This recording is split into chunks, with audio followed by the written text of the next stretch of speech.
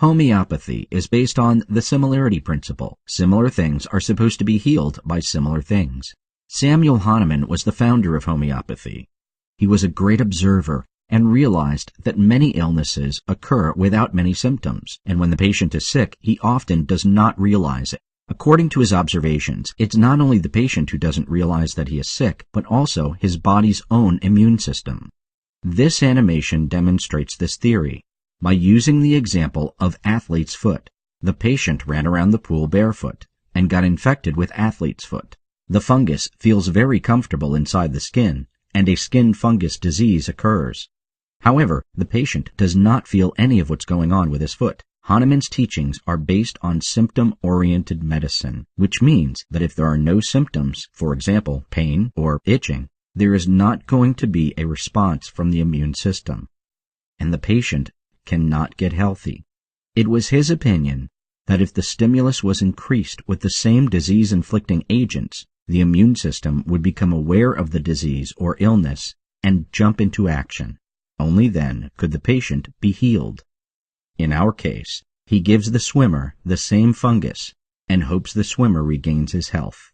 This assumption gave the treatment the name homeopathy, from the Greek homoios, meaning the same or similar, and pathos, meaning the suffering or the disease. A disease is treated with the triggering cause, a kind of tit for tat. The teachings mirrored the knowledge about immune system response at the time. However, immunity procedures known today are much more complex. Just because we don't see or feel them doesn't mean that our body isn't working against them. Generally, we hardly feel these processes. Take an old, continuously bedridden patient, for example. They often remain in one position for an extended period of time until they lie themselves sore. However, only movement causes pain. So long as they are immobile in one particular position, they remain pain-free. Homeopathic theses have been somewhat forgotten.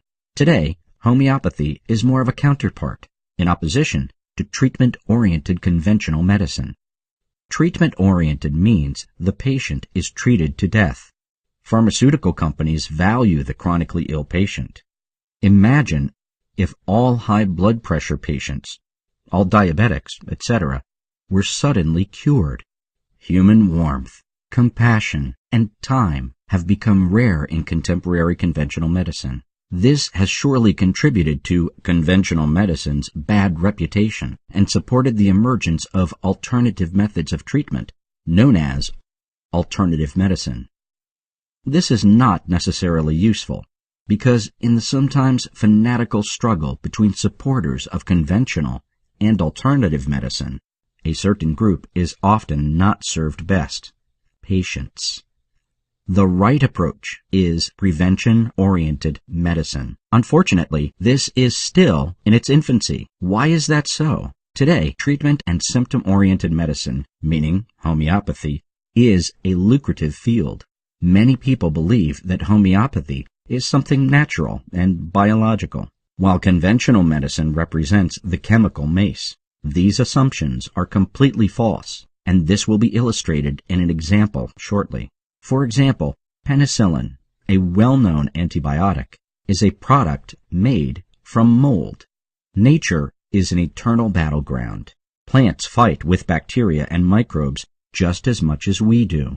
During the course of evolution, many of these plants have developed substances to efficiently defend themselves against microorganisms. Many of these natural substances are the foundation for contemporary medications.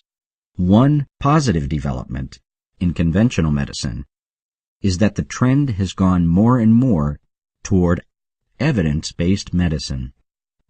Reputable medical departments do not base their treatment regime on the opinion of one dominant boss or on the support budgets of pharmaceutical companies anymore, but rather on well-researched data, referred to as evidence-based data. There will be more about that in the video by the same name.